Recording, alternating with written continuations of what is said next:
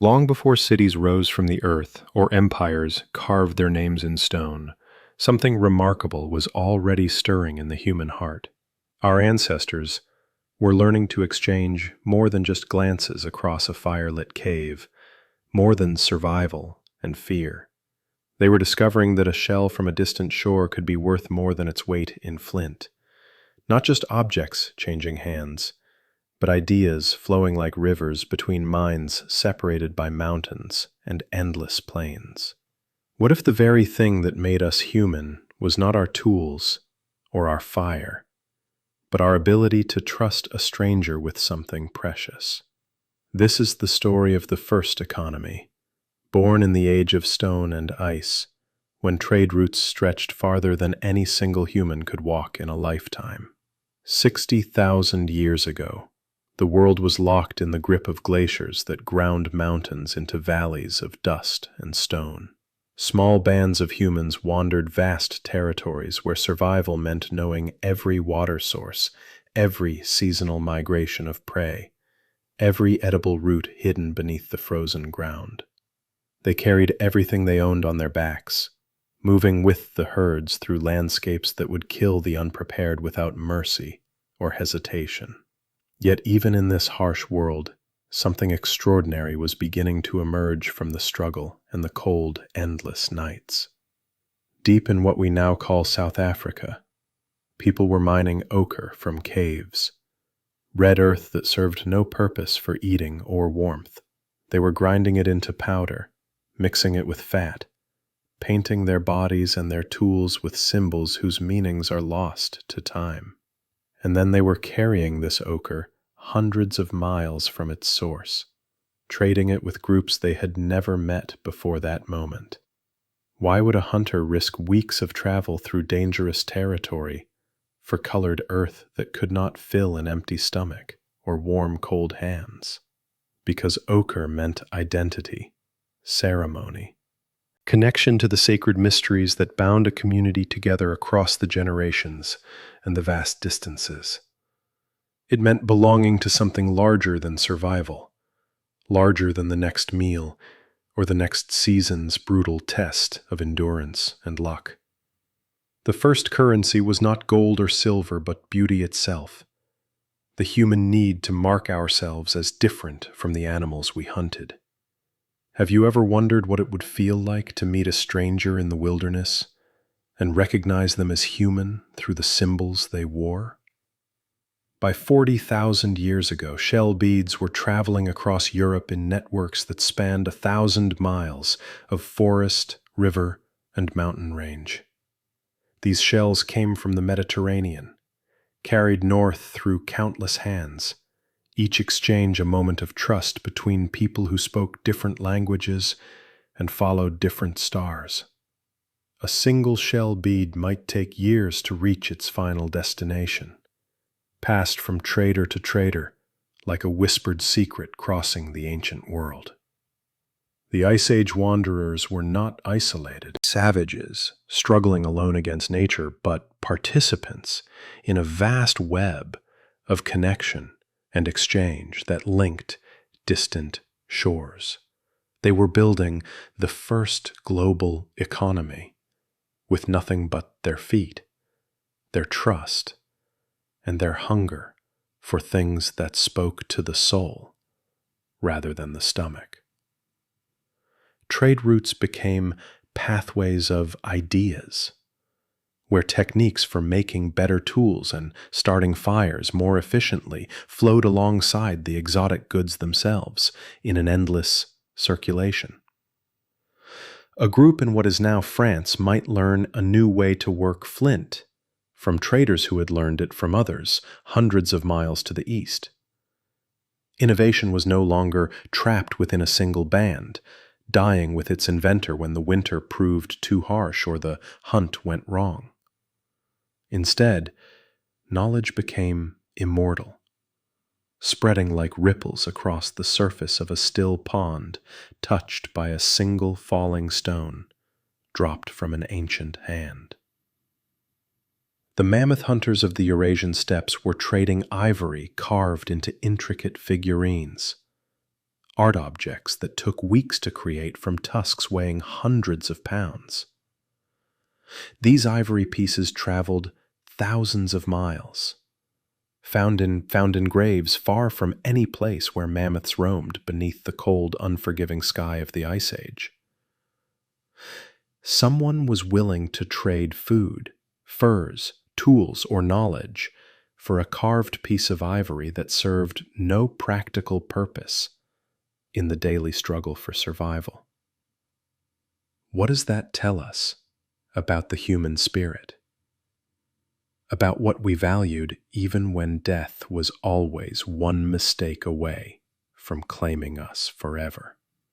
It tells us that we have always been more than mere survivors, that beauty and meaning have always mattered as much as bread and warmth to our restless, seeking hearts. By 30,000 years ago, obsidian was being traded across distances that would take months to traverse on foot, through territories controlled by other groups and dangerous predators. Obsidian, volcanic glass sharper than any modern surgical blade, could only be found in specific locations where the Earth's molten heart had once broken through the surface. Yet obsidian tools appear in sites hundreds of miles from the nearest volcano, carried by traders who understood its value and were willing to risk everything for it. These were not random wanderings or lucky accidents, but deliberate journeys undertaken with purpose and planning across a world that offered no maps or guarantees of safe passage. The traders were becoming specialists, people who might never hunt a mammoth or gather berries, but who knew the paths between communities and the languages of strangers they encountered. They were the first merchants, the first diplomats, the first people whose survival depended on their ability to facilitate exchange rather than direct production of food or shelter. And with them came something revolutionary, the concept that you could specialize, that not everyone needed to know how to do everything to survive the harsh realities. A skilled flint knapper could trade tools for food. A gifted artist could trade carvings for furs. A knowledgeable guide could trade safe passage for a share of goods. Division of labor was being born in the Ice Age camps, allowing individuals to develop expertise that would have been impossible if everyone spent all their time hunting and gathering.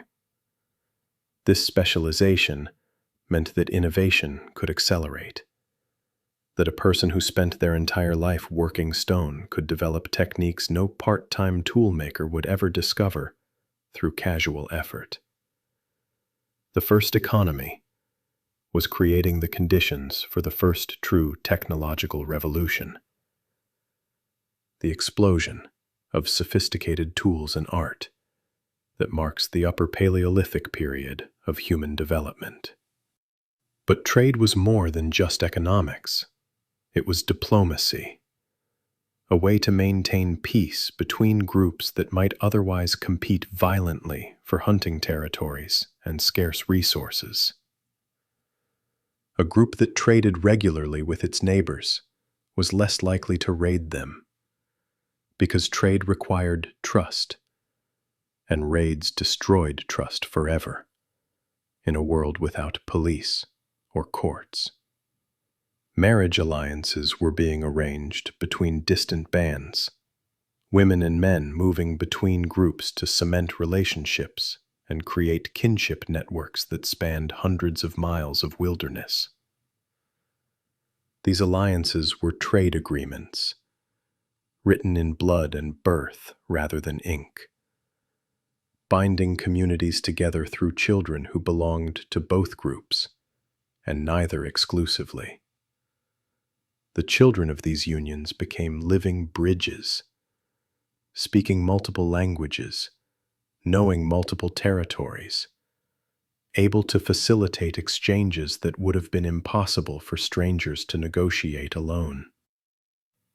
What if the first economy was not built on greed or competition, but on the very human need to connect, to belong to something larger than our small band?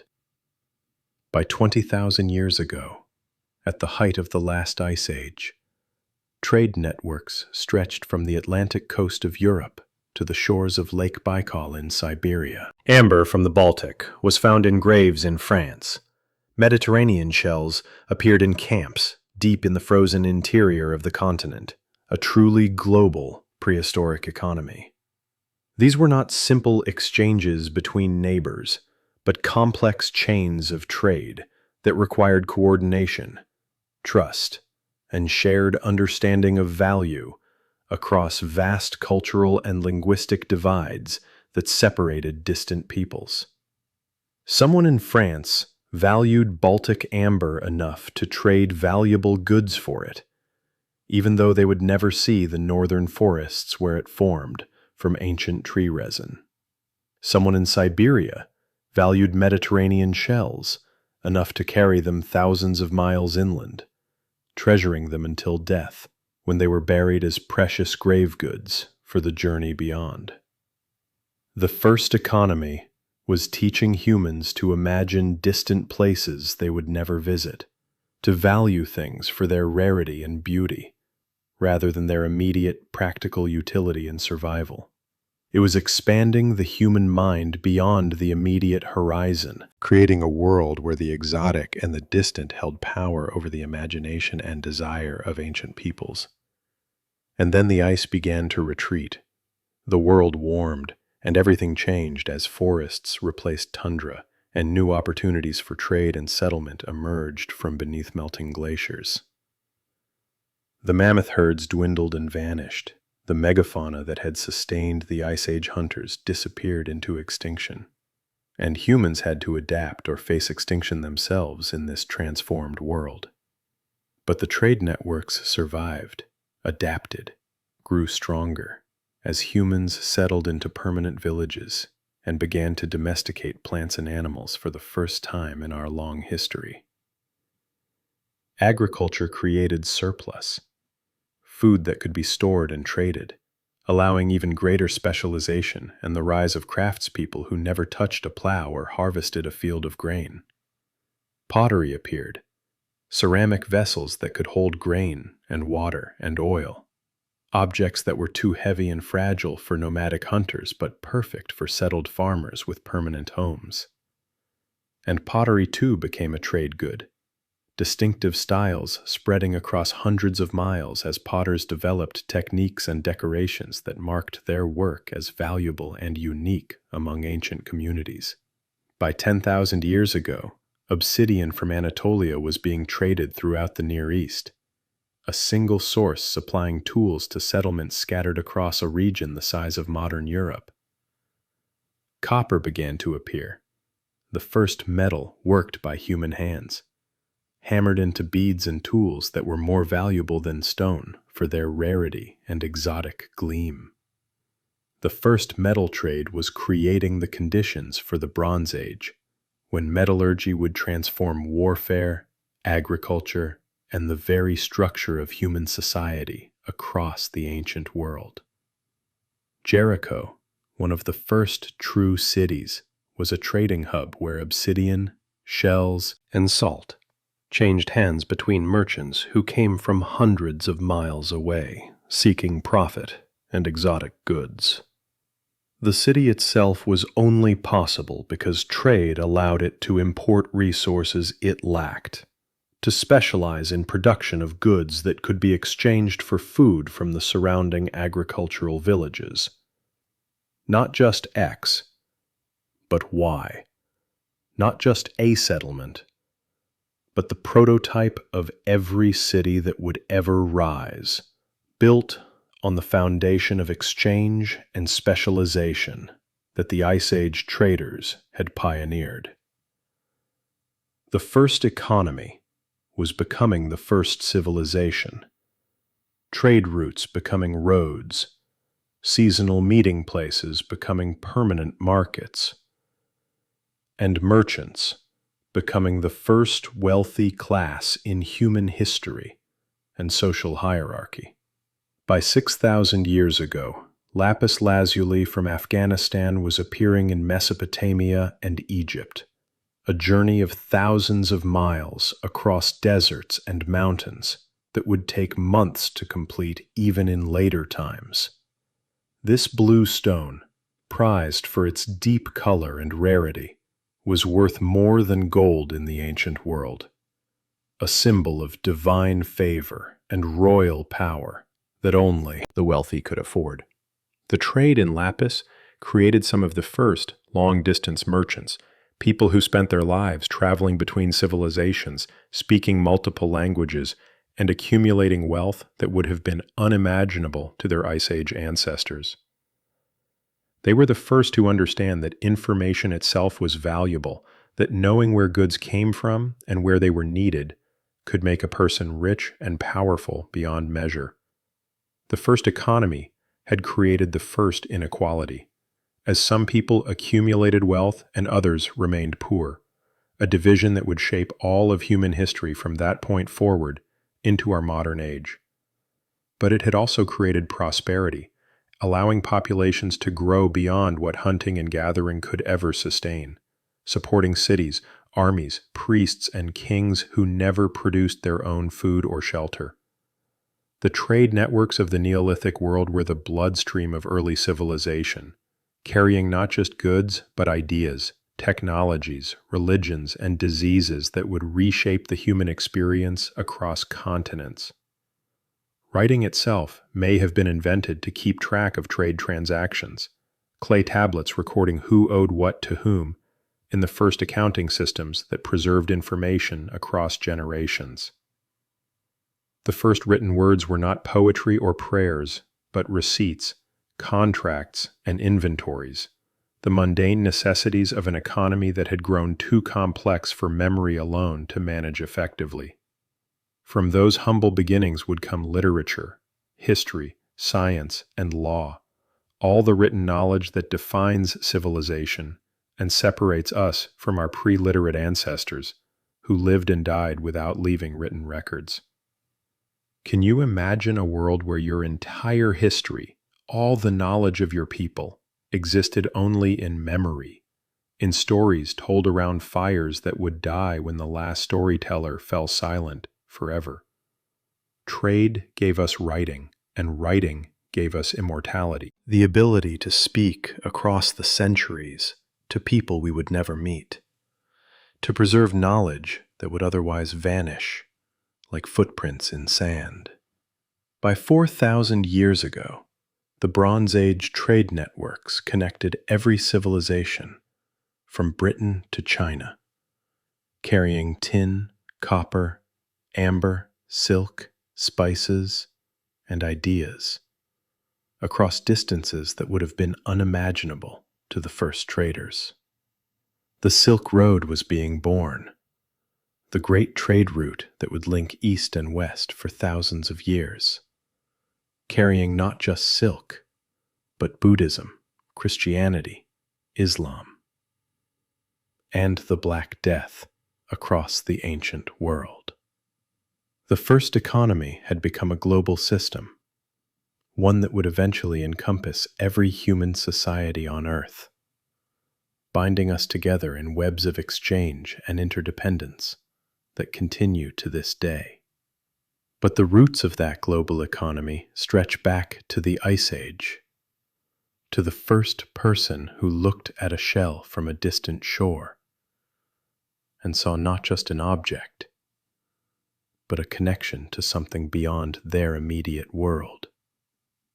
They saw beauty, rarity, meaning, and the possibility of exchange with strangers who might become friends, allies, or trading partners in the endless struggle for survival and prosperity across generations.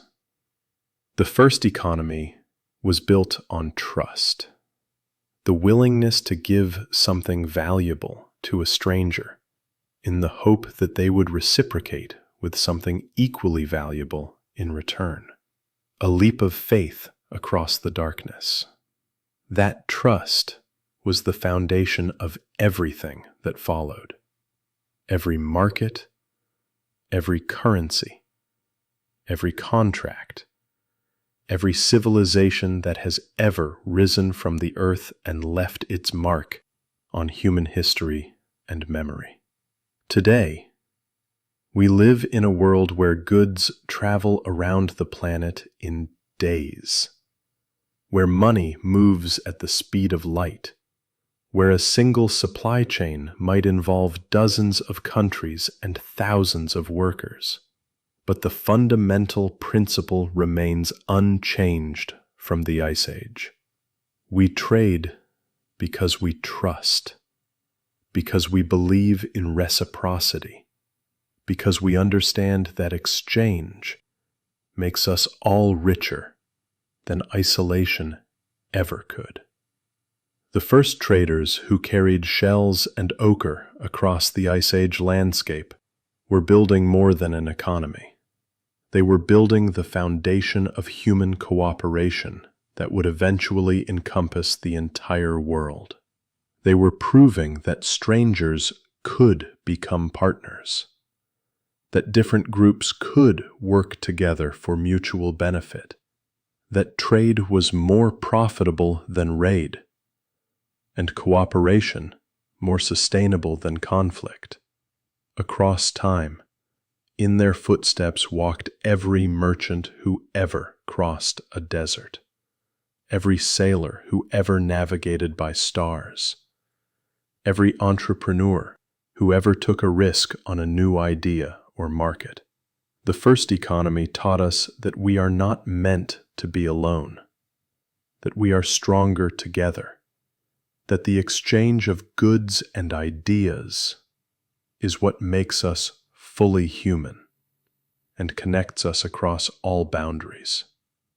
It taught us to value things beyond their immediate utility, to see beauty and meaning in objects that came from distant places, to imagine worlds we would never see with our own eyes but could touch through trade. And it taught us that specialization allows excellence, that when we are free to focus on what we do best and trade for the rest, we can achieve things no generalist could ever accomplish alone. The shell beads and ochre pigments of the Ice Age have given way to smartphones and satellites. But the principle remains the same. We exchange to connect, to prosper, to become more than we could ever be in isolation. Somewhere in the frozen earth of Europe or Africa, there are still shells that traveled 1,000 miles in the hands of our ancestors, carried with care and traded with trust across the ancient world. They lie in graves with the people who valued them enough to be buried with them, silent witnesses to the birth of the first economy and the beginning of the interconnected world we inhabit today. And if you hold one of those ancient shells in your hand, you are touching not just stone and calcium, but the very foundation of human civilization itself. The simple, profound act of exchange that made us who we are.